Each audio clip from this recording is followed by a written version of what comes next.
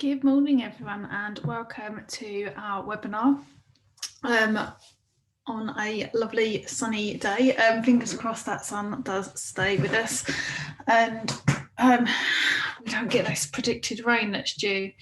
Thank you for coming today. Today's webinar is called Build a Better Business. And we're going to look at 10 steps of how you can build a better business. And by better business, I don't mean better as in bigger, as in any other way form, is as in giving you what you want out of your business. So for those of you who don't know me, I'm Cheryl Sharp. I'm the founder of Pink Pig Financials, and I will be taking you through today's presentation. And I just wanted to start with a few words. I'm passionate about small business owners getting more from their business. But it's important to understand that there are no magic bullets. So today I'm going to share some practical things with you that you can do to improve your business. But obviously that's no substitute for continual working. Look, can't get your words out. There's no substitute for ongoing hard work and working on your business, not just in your business. And I know this firsthand. This is something that I struggle with every day, and I am working on this myself, so I do appreciate how hard that can be. And of course, working in synergy with your accountant will definitely help you to build your better business. So before we begin, I'd like to consider what a better business would actually mean for you. Would it be more profit? Or is it more to it than that? What do you really want, and how will you balance work and life and play and your family? What does your business need to deliver to you to give you what you want? Perhaps you're looking for a less stressful environment, or what about actually enjoying what you do and it not being a big headache that you dread every Monday morning? So a better business is one that delivers on 3 freedoms. So you've got time freedom, mind freedom, and financial freedom. So today I'm going to take you through the 10 steps you can take to achieve these 3 freedoms. Unfortunately, as accountants, we do see far too many clients not achieving these. They're working crazy hours. They're not spending as much time with their children, and they're getting burnt out. Obviously, at the beginning of your business, this is to be expected, you to work longer hours, but as your business becomes more stable, we'd expect you to be able to balance that better with your work and your life, getting that balance. So hopefully you're not at that stage, and we can help you before you reach the stage of burnout. So think about your business. Who teaches you how to run a better business? Not your solicitor, the bank manager. You didn't really learn it at school either. Let's be honest, business studies isn't about running a business, is it? So who can help you in this? That's what we want to do as accountants. We don't just want to tick boxes for the tax man. We want to be able to help you to improve your business. So everybody needs independent support, and that's also what my business coach has taught me myself. And that's what we're here to do. So I'm sure most of you are absolute experts in technical aspects of your business, but today is in part about reflecting on what you're not so good at. So perhaps it's understanding the numbers, or creating and implementing a business plan, or perhaps you just need to lead the business and team a bit better. And when I talk team today throughout the presentation, I don't just mean team that you employ, because I know a lot of you are potentially it's just yourself, or just yourself and your partner. I'm talking, when I say the word team, I mean your wider team. So if you've got a VA, if you've got somebody with marketing support, subcontractors that actually help you do the work, and things like that. So it's the wider team I'm referring to, as well as, obviously, if you have got employees, it's as well as your employees. But I don't just see your team as just you and your employees. So these are all things I'm going to go through that we can help you with, and things that you can help you improve. And we want your business to serve you and not the other way around. So here's what we're going to cover today. So if you come out of this session with 3 actions that you can put into practice in your business, then that's a really huge success, and that's what we're aiming to do. So today I'm going to share with you the 10 steps, obviously, and then some next steps and options. We can give you some support. And I'm just going to turn off my notifications. I should have done that earlier, sorry. And then it's like, obviously we've got some time for questions and answers, and then it'll be accountability time for you to decide what you're going to do as a result of coming along today. And that's, sorry, it's just not going away again. There it is. So my commitment to you is I want you to come away from this seminar with at least 3 clear actions, as I said before, that you're going to take that will make a big difference to your business. Now, if you don't write them down, you won't remember them. Just as if you don't write down your business goals for the next year, you'll be far less likely to achieve them. And I know this from personal experience. If I've got something written down, I'm more likely to do it. Well, I'll say more likely, I will do it because it's written down, it gets added to my to-do list, I do it. If I don't write it down, no chance, I'll forget within a couple of minutes, I'm sure. Because our brains have just got so much going on, haven't they? So it's important to write things down, but also it's that gives you that focus on what to focus on, and that little reminder of what your goals are. So when you are having a bad day, things aren't quite going to plan, you can refer back to your goals and reset yourself a little bit. I want you to get maximum value from this session, of course. So if you have got any questions or insights or anything you want to share, then please do. Pop them in the chat box, and we can answer them. If I see them as we're going through, I'll answer them as we go through. If not, we can do it all at the end. That's fine. And just before we get started, final thing, just want to throw in an unusual disclaimer that this webinar and any advice is generalised and it's not specific to your circumstances. So it doesn't substitute for specific advice relating to your actual situation. But hopefully you'll get plenty out of this anyway. Right, so first step. What do you want to be? What do you want to be? So it could be like a better mother, a better father, a better leader, better business owner, better boss, better at golf, better at cricket, whatever it is. What is it that you want to do and be better at? Write down this if it helps you to get it clear in your mind. And then you can understand the things you need to do in order to get to where you want to be or what you want to have. So what do you love doing, both outside of work and in work? What do you need to stop doing? So this would be a good opportunity to write down 3 things that you want to do more of and 3 things you want to stop doing or pass on to others. And I've actually recently done this exercise myself, and those of you who follow us on social will probably see we're hiring, and one of the reasons we're hiring is because I've done exactly this. I've been looking at what do I need to stop doing, how can I move forward, what do I need to do to move forward. How many hours a week do you want to commit to each of the things you love doing?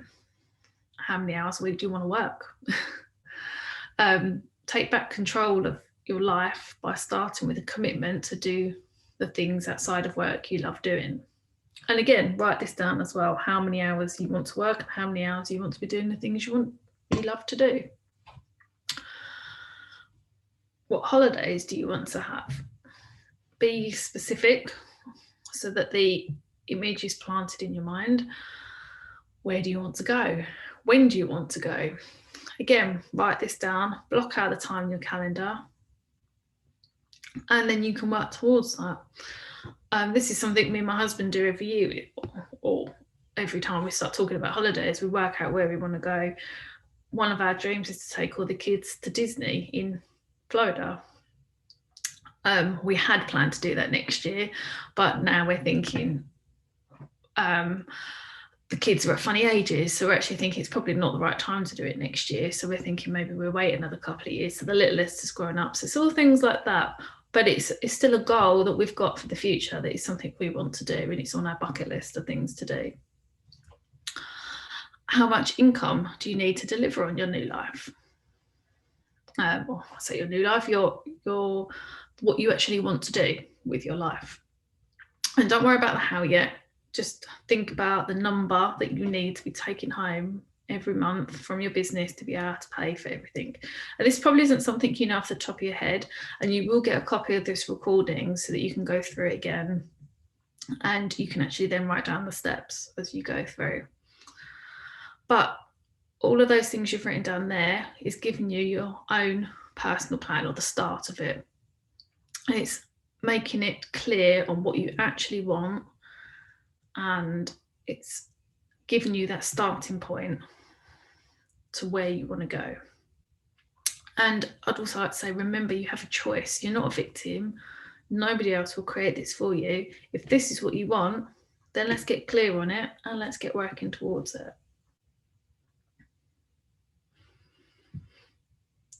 So step 2, be open to change and new learnings. So how many new things does a 5-year-old child learn in a day? Loads, obviously. How enthusiastically do they embrace the world of possibility, their desire to learn and improve?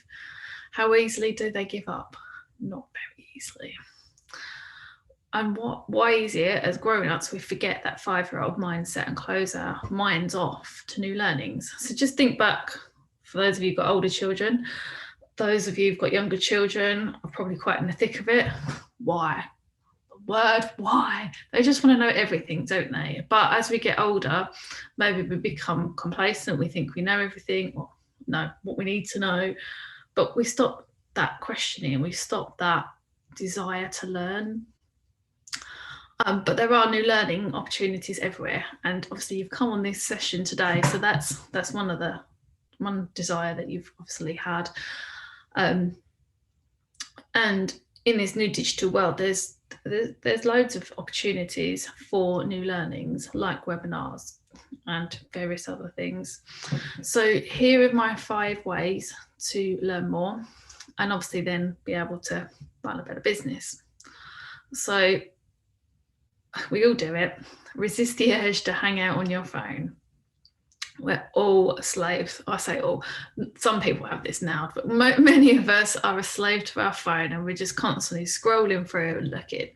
But unless you're reading something that will teach you something new, all that's doing is just possibly even giving you a bout of imposter syndrome, because somebody else's business looks like they're doing better than yours.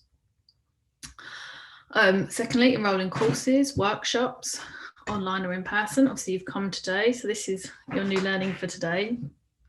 And we have plenty more. We have one every month, so obviously sign up for these. They'll definitely be able to help you. But there are loads of workshops out there online as webinars, and I'm sure many more will start coming back face to face soon as well. Choose topics that are going to help you in your business. And equally valuable, a podcast you can listen to when stuck in traffic, which I'm sure not many of us are in vehicles at the moment, but when we do, when we start traveling again, that's a great way to learn. And I'm sure I've started seeing already that some of the conferences and things are looking to come back later in the year, and obviously next year, which will be great to get back to. I know I'm, for one, dying to get to some of our industry conferences. I've really missed them. Read more, both recreational and business books. I try to read to an hour to 30 minutes to an hour every day. It doesn't always happen. One of the things I like to do on a Sunday, my son has a golf lesson for an hour and a half, and it's just that tiny bit too far away from home to be able to drop him off and come back and then go back. I'd literally be running here and there and everywhere. So I usually take a book with me and sit in the car when it's been raining. But this week it was really lovely and sunny, so it's really nice to sit outside and just read and have a drink for an hour. It was lovely. And reading at night, I've also found, helps me to sleep better. Obviously, you've got to be careful what you read at night, because I've done it before. I've read a really interesting book that's got my mind whirring, and then I couldn't shut my mind off. So there's a balance there as well. Keep a journal of your learnings. You'll be able to revisit them later. There's plenty of things out there that you don't know until someone can teach you it. One of the big learnings I learned a couple of months ago was what I'm using right now, presenter mode on webinars. So it meant I didn't have to have two screens running. There's loads of little things that you can keep learning and then share with others to help them as well. And lastly, this one's a bit, even I'm not 100% on board with it all the time, but turn off your TV. There is a place for TV, obviously, and I'm not telling you what to do here. I'm just giving you some suggestions. But I do find sometimes it really is nice to turn the TV off and spend some time reading or something. Even if you just go down the park and lay on a blanket and read your book for an hour or something, it's just nice to have that alternative. But equally, I do agree, TV sometimes is nice just to de-stress and focus your mind on something else. So what is it you need to learn more about? Is it leadership, business management, sales skills, or is it simply how to write better? What will be the best way for you to gain this knowledge? Again, just make a note of a couple of things that are probably whirring through your mind at the moment, and set yourself some targets. Perhaps it is reading for 30 minutes a day. And go home. I say go home, you're probably already home. Sorry. But share it with your partner or somebody at home, and keep a record of how you're going and how it's helping you, because when you can understand how much these things are helping you, you'll be open to even more of it. Step 3, define where you are right now, the good and the bad.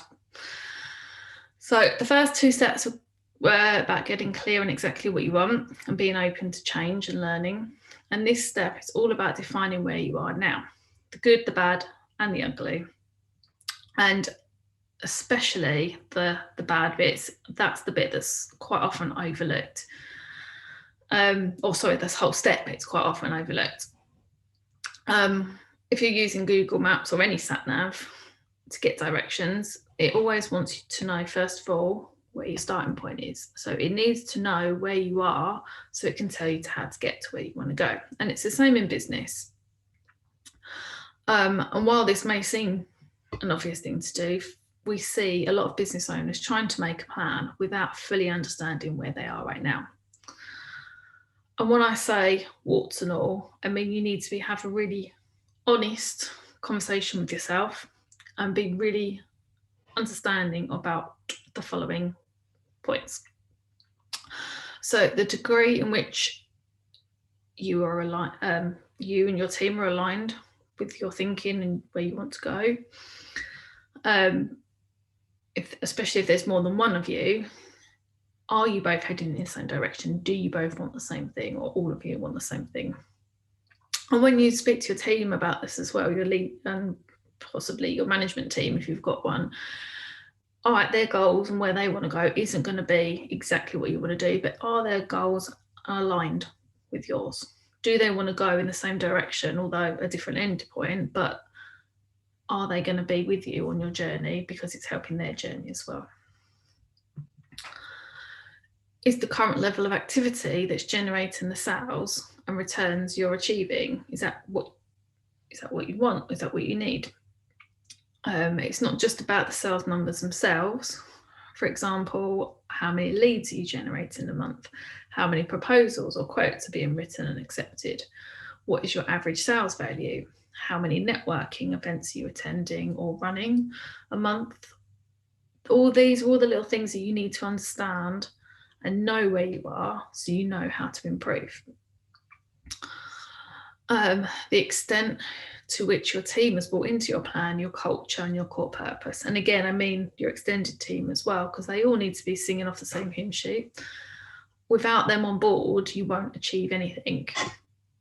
A study of one employee engagement showed that only 30% of employees in companies were engaged, 52% were disengaged, and 18% were actively disengaged.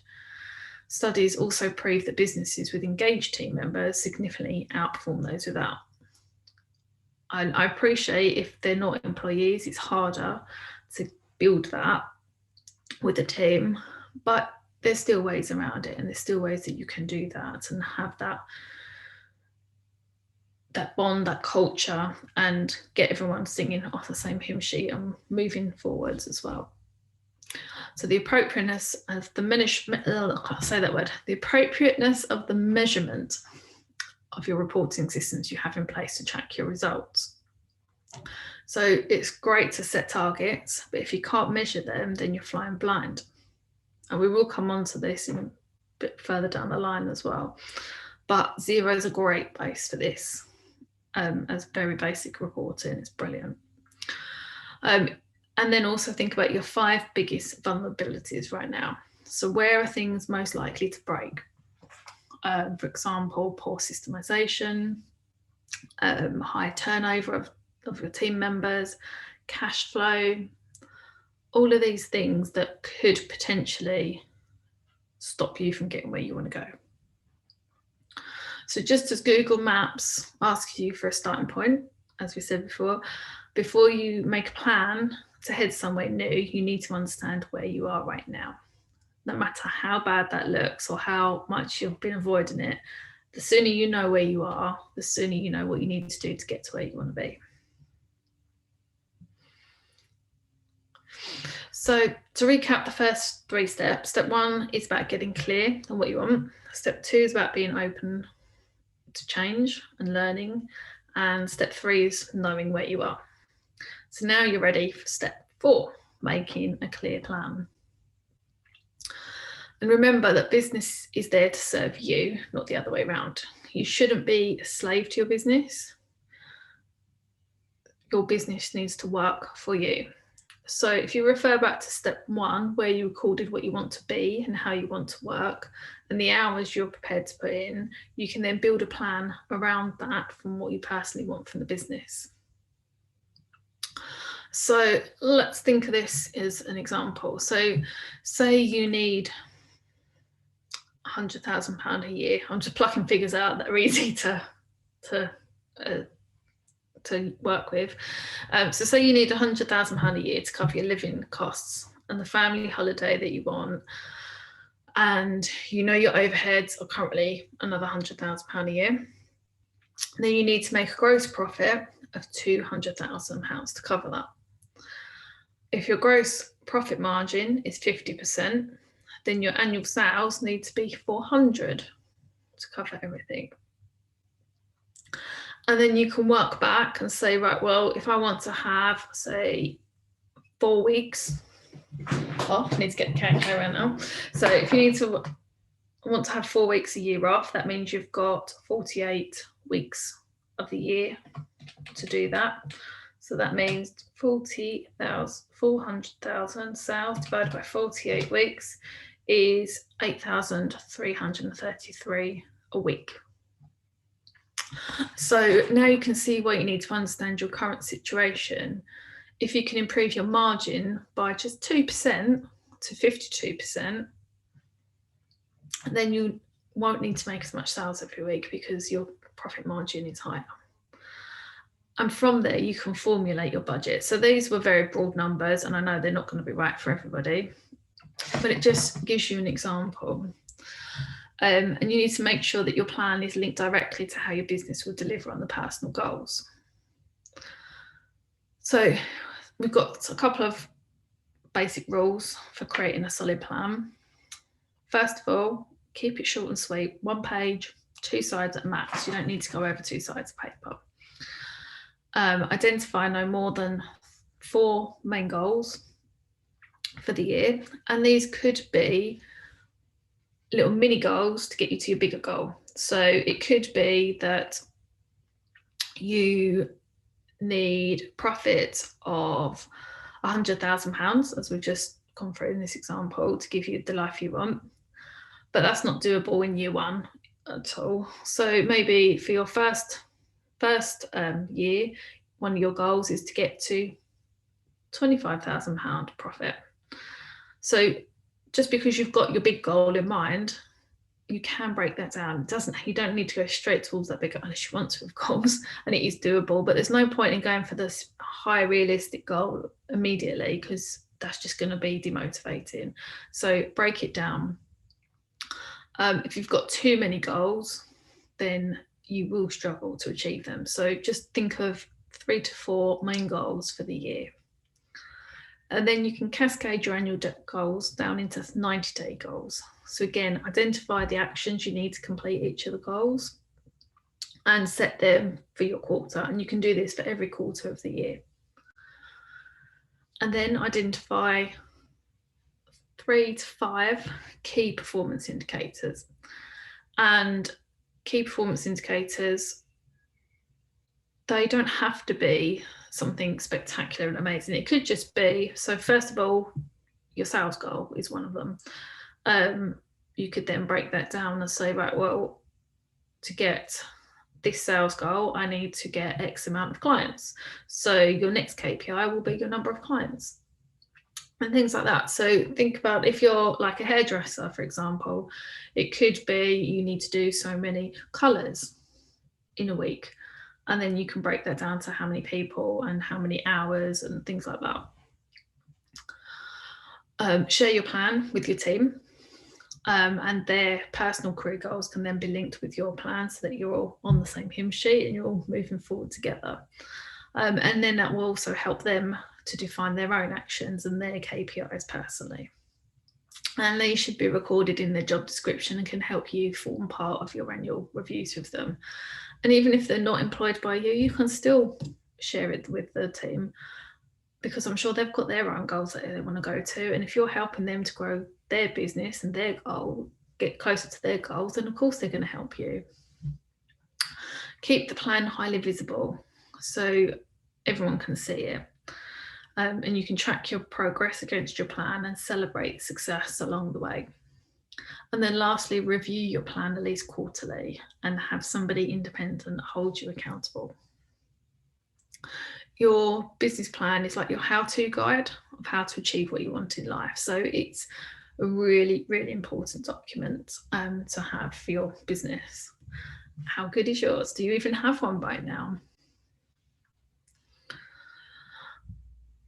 Next step is getting your organizational structure right. Have you ever heard the saying, start by getting the right people on the bus, the wrong people off the bus, and the right people in the right seats? The bus is rarely discussed. It's something that I've been looking at quite a bit recently. And obviously it may not be, your business may not be a bus, it may just be a jet boat with 2 seats, or maybe it's a train with multiple carriages, a great driver conducting all the passengers. These are all kind of metaphors for the size and scope of your team. But step 5 is getting that structure right. And here's a suggestion of a structure that you can use for your business. So you've got the top half. Sorry, I'll skip forward a little bit there. So getting your organization structure right is quite important. So it will then allow your revenue to increase without creating bottlenecks. And I know for a fact I'm currently a bottleneck in my team, and I need to stop getting involved so much and leaving them to it. That's what they're there for. But also you don't want to overload your team members, because that will cause errors and mistakes. Bottom line returns should then increase at a rate greater than the revenue increases as the business becomes more efficient and achieves the economies of scale. So the organisation structure shows the departments in your business and who is responsible for what. And as I said before, it could be their internal employees, or it could be external contractors. For example, you've probably all got finance teams in your accountant. We have an outside marketing department, but they're still part of my team. But this little structure here is a good way of just pinpointing it all. And we call this the 10 hats organisational structure. So you've got, obviously, at the top, you've got the shareholder and directors, got the leadership team, product and service development, operations, sales, marketing, finance, admin and IT, and human resources. So ideally, in a huge business, you'd have different people in each of these.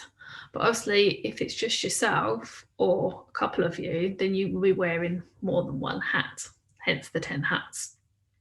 So it could be, at the moment, especially when you first start, that you're doing all of these jobs, which can be quite time consuming and quite overwhelming at times.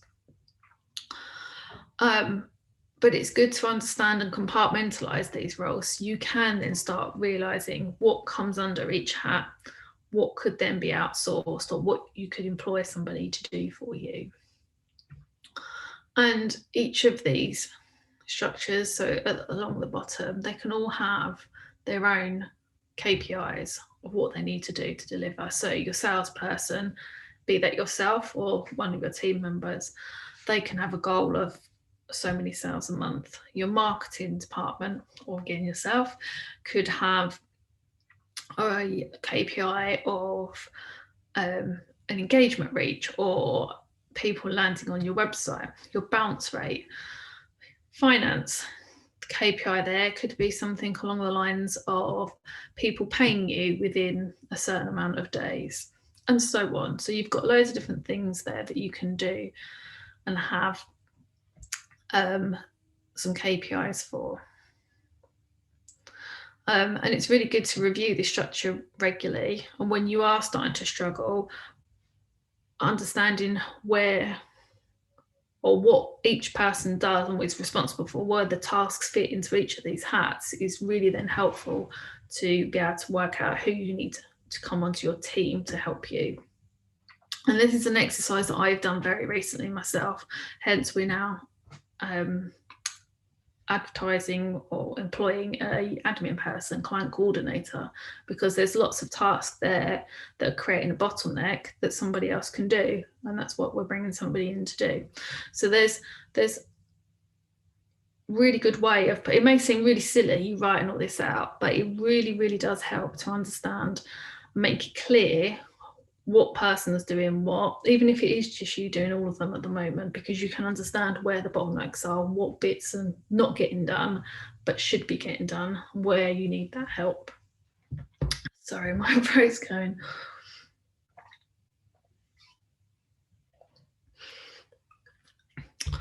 So step 6 involves working on your leadership skills and building a stronger workplace culture. Have you ever asked yourself if your workplace is toxic? The average person spends more than 40,000 hours of their life at work. That sounds a lot, doesn't it, when you say it like that? But that's a really long time if your work environment isn't fun, or even worse, if it's toxic. A toxic workplace generally exhibits some rule of the following. So you've got a lack of trust between the owners and the team, which could cause then a sense of us and them. There's no core values, or even worse, your core values aren't lived into. Meetings after meetings after meetings. Those coffee or desk chats where team members are running down another person who led the meeting or something that's just happened. That's not helpful for anybody. Highly stressful interactions are the norm as opposed to the exception. Team members and owners mistreating each other, working in self-serving ways instead of the benefit of the team. And I'm thankful to say that none of these we've seen with our clients or anything, which is really great to see. Culture eats strategy for breakfast. And these are the wise words of Peter Drucker, and we simply can't afford to operate with a toxic workplace. And it could just be there's a couple of niggling little things there that just need to be stumped out. But the opportunity cost of not investing in your workplace culture is really big. So it could just be something small that needs to iron out. So take an honest look at the business, your business, through the above points, and then follow these steps. Use a collaborative approach to set no more than 5 core values. And I said 5 and we've got 7, but hey, I couldn't break it down. So 5 to 7 core values, and define each with a full definition of what they mean to you and your company. Define your core purpose. Why does your business exist for your clients? And if you're struggling on that, a really good resource to check out is Simon Sinek's video, Start With Why, on YouTube. That's really, really helpful to get you clear on your why. But also, you could be clear on your why, but you may need some help to express it and explain it to others. So that's a really good resource to check out. That's Simon Sinek, Start With Why. Make your purpose and core values highly visible, so each team member knows them and can hold each other to account for living into them. As we said before, break down your plan into goals and actions for each team member so that they all know what they're working towards, and they can then help to deliver on the overall plan. Celebrate success. And I know this is something that many of us struggle with. You're so focused on the bigger picture, the bigger goals, that you don't celebrate the little wins along the way. So it's about taking time to give recognition to team members for good performances, anything that they've done, even silly little things that you may not even think about, like they've written a blog and it's been published on your website. We celebrate these every month with our client, with my team. We do a specific work management report pack for the team, and in there I celebrate all the little wins that the team have achieved throughout the week. And that could be things like good feedback, they've hit a specific target, could just be they've survived the week with a child at home. Well, we've all got kids on and off school at the moment, so celebrating the fact that you've got through that week with your child at home is a huge win, and it needs to be recognised. Meet with your team regularly to ensure that you support them effectively, and any like minor issues can be addressed before any resentment builds.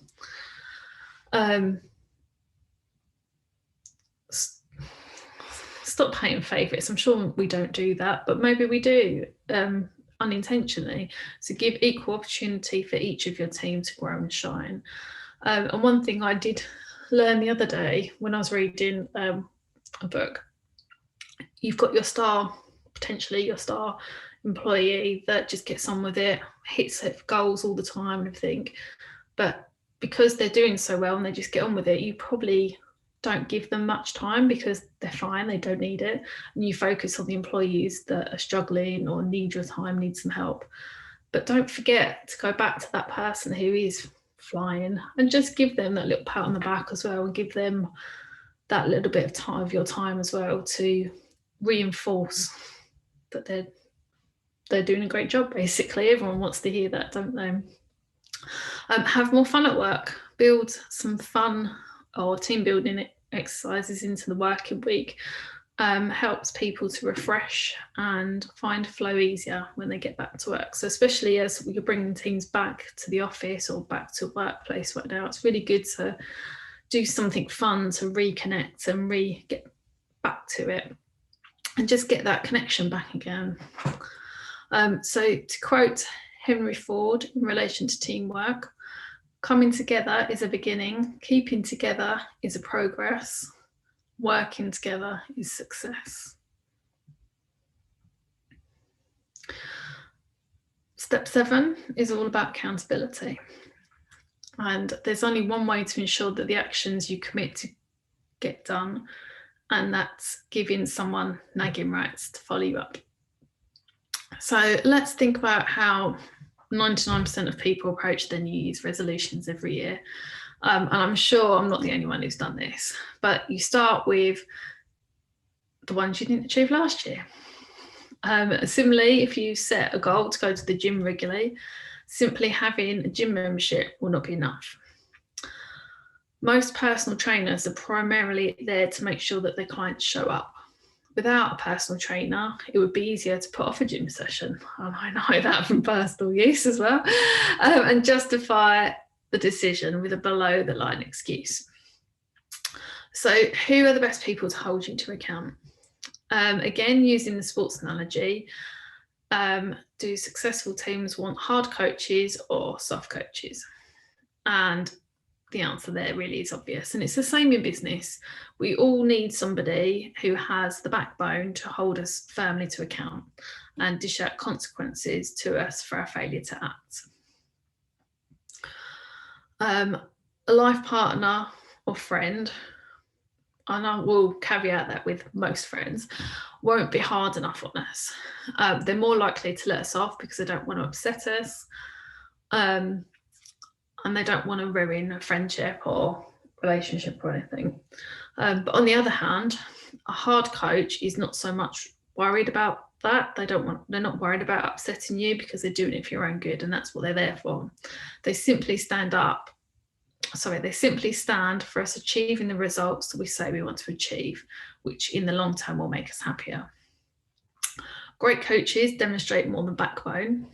They also demonstrate heart. That is that they care that we achieve the goals we've set. That's not to say they're soft, but their approach is all about what do we need to achieve the goal we've set.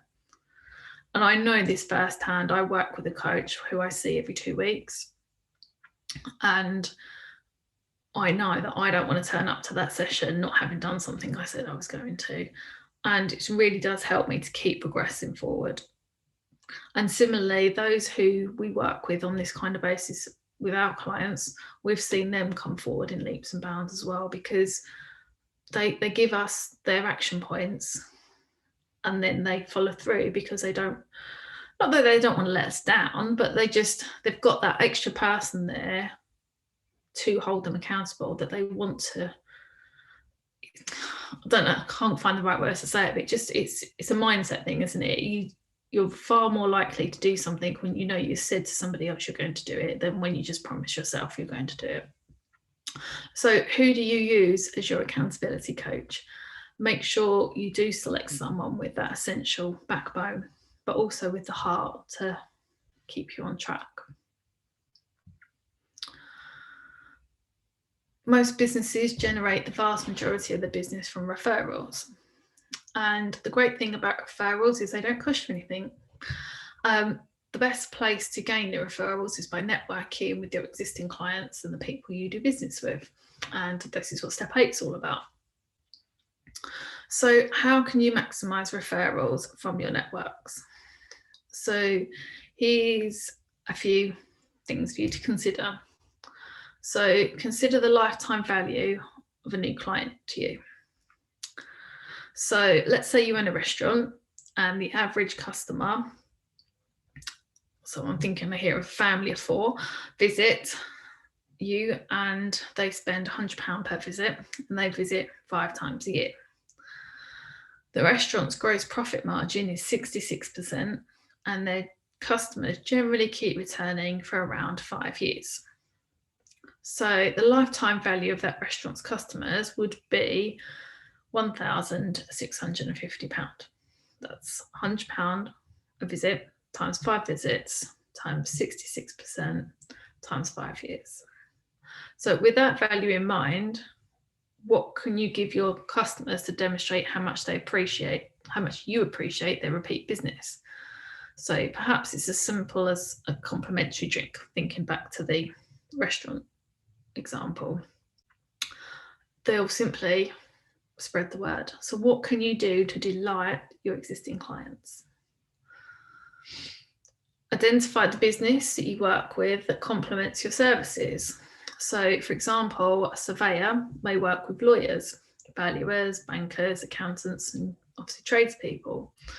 Create an informal group of these people who work well together, and commit to a regular social get together. It doesn't need to be business orientated, but getting to know these people and building that relationship will mean that work will naturally flow between you because you're all in the same type of industry, same sort of line of work.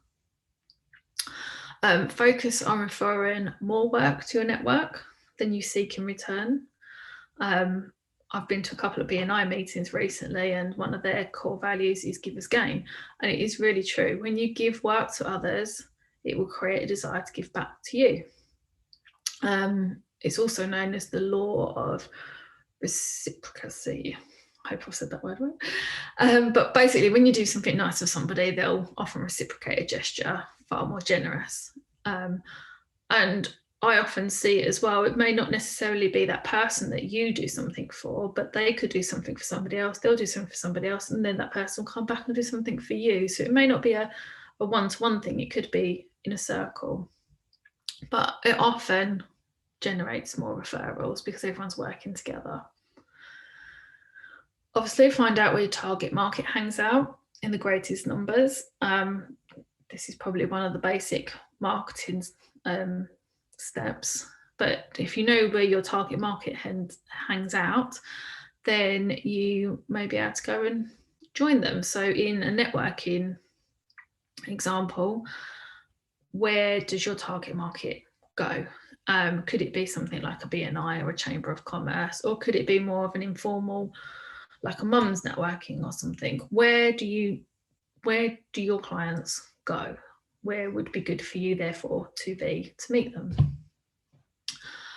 Sponsor and get involved with a voluntary or non-profit organisation. Choose something that you or your team are interested in. It could be a sports club, it could be a charity, it could be a number of things.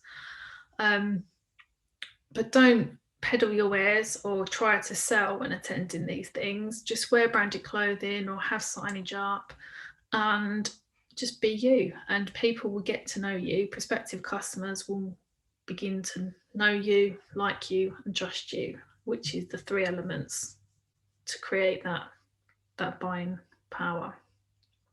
So which of those 5 ideas can you implement today? Step 9 is about monitoring your progress. So when you're driving, there are 3 things you look for in your dashboard, right? You've got your speed, your fuel, and, well, I do them too, and engine's temperature. Maybe that's a boy thing, not a girl's thing. But anyway, you look at these things on your dashboard, but it's the same in business. So where are your 3 to 5 most important things, your KPIs that we mentioned before? What do you need to keep an eye on? And how do you decide what are most important, and how do you calculate them? So we've got this 4-step process where you can create your own dashboard or you create your own KPIs. So first of all, you need to understand what KPIs have the greatest influence on your ability to choose your goal, to achieve your goals. For a professional firm, it might be the average hourly rate invoiced. For a contracting firm, it might be your gross margin for a job. For a retailer, it could be your average transactional value for the day or the week. So remember when we was discussing towards the beginning, step 3, I think it was, where you are now. You worked out your current levels of activity that are generating the sales numbers and returning the income, what you're achieving now. So now you need to know which of your key KPIs need to increase or decrease. What will have the biggest effect on your future results? And as we said before, choose 3 to 5 KPIs. So next you need to work out how to measure those KPIs, and obviously make it as simple as possible, because the simpler it is, the more likely is you're going to do it. So for example, if you wanted to measure your gross margin by job, you'll need to understand all of your jobs on a job by job basis. And this is where something like a project management system or zero projects could come in handy. If you wanted to measure an average income per client per annum, then you'd need to measure your revenue on a rolling 12-month basis and divide that by the number of clients you have. And that's one of our KPIs that we look at, the average income per client. And it really helps me to understand if we're going to grow our revenue by, say, £1,000 a month, we then know roughly how many clients we're going to need to reach that, because we know what our average client income is per month. So it depends on what your KPIs are as to what and how you're going to measure that. And then from here, you can set up a simple one-page report. You can do something on Xero. If you wanted to do it yourself, there's plenty of things on Xero you can do, as I said before. Or you could look at management reporting as a service. For example, we do this with a lot of our customers, and initially we will then look at the KPIs and we will then set up a report pack for them every month that gives them the answers they need, where they're going to focus.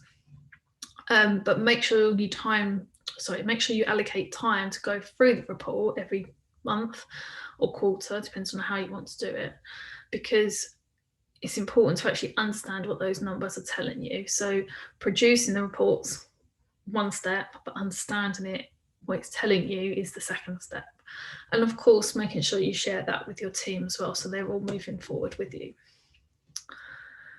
And then you can repeat these steps with your individual team members. So you can have the KPIs for your team members will be different to the KPIs for the overall business. It could be, for example, let's go back to the hairdresser analogy. If you've got 5 hairdressers and you need to have 10 colours a day, that means 2 colours a day per hairdresser in the salon. That's a very basic way of doing it, but you can understand where I'm going from that. And monitoring and reporting their KPIs will also help your team to know that they're on track to reach their bigger overall goals. And last of all, keep your well of happiness full. And this could be seen as a bit fluffy, but that saying says it all: life is short. Smile while you still have teeth. But it's important to enjoy what you do and have that enjoyment to both your work life and your personal life. Because if you're happy in one, you generally be happier in the other, and vice versa. So yeah, I think that's a really, really important step to have. Me time. So let's just summarize the 10 steps to building a better business. So we had: get clear on what you want.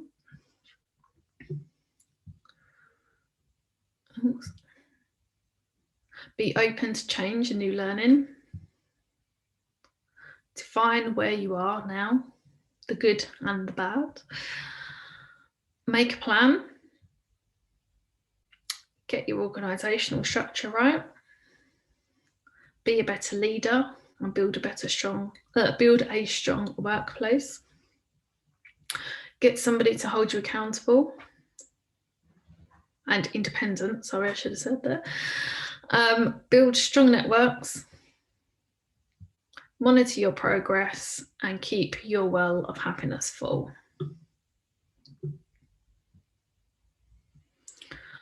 So obviously that brings me on to how we can help you. So there are several ways we can help you achieve your goals.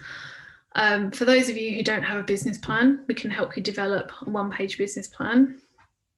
And this is step 4, obviously building a better business. We'll work with you to gain clarity on what you want from your business and define where you are.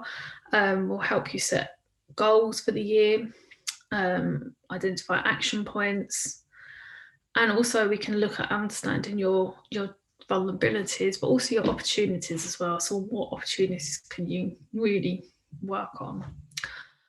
We can also help you with cash flow forecasting, so you can understand expected cash inflows and outflows, and then you can monitor that and maintain your cash flow on a monthly basis, and ensure you're tracking towards your targets.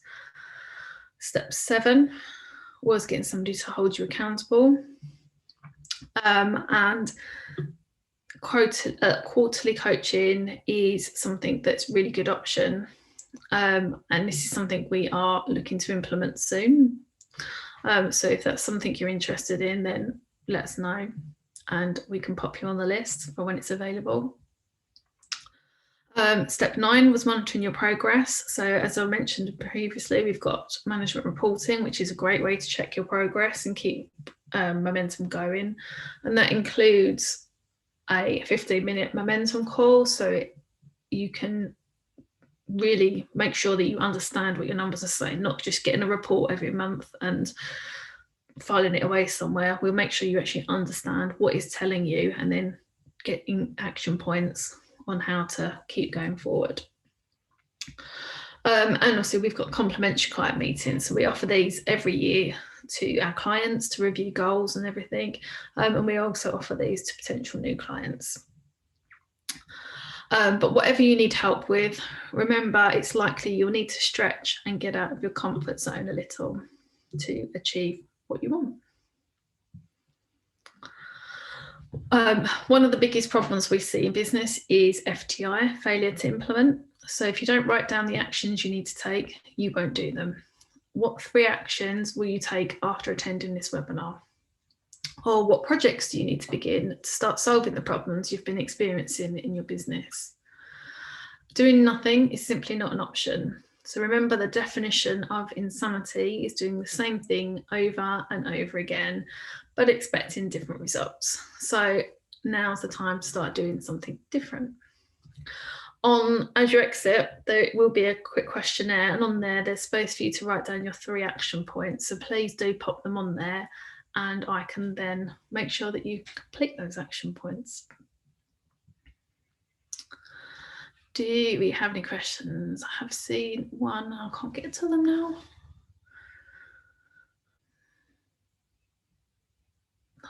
Why is it? I can't get to them. There it is. All right.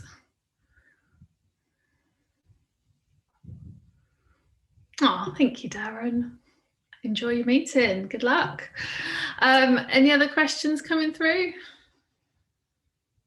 If you've got anything you can ask after the webinar, that's fine. Just pop me an email and I can answer any questions you may have. I just want to say a big thank you for making the time to attend today. Well, I appreciate your time is valuable, so I really do. I really am grateful you've come along today. As I mentioned before, there is a brief exit survey following the session, so we are trying to continuously improve. So any feedback, good or bad, will be really helpful for us to understand how we can improve these webinars, and also any other topics that you'd like to see from us. So I hope we've given you some ideas there to ponder on, some things wiring through your brain, and hopefully get some clear next steps for you in your business. I look forward to seeing you on another webinar soon. Take care.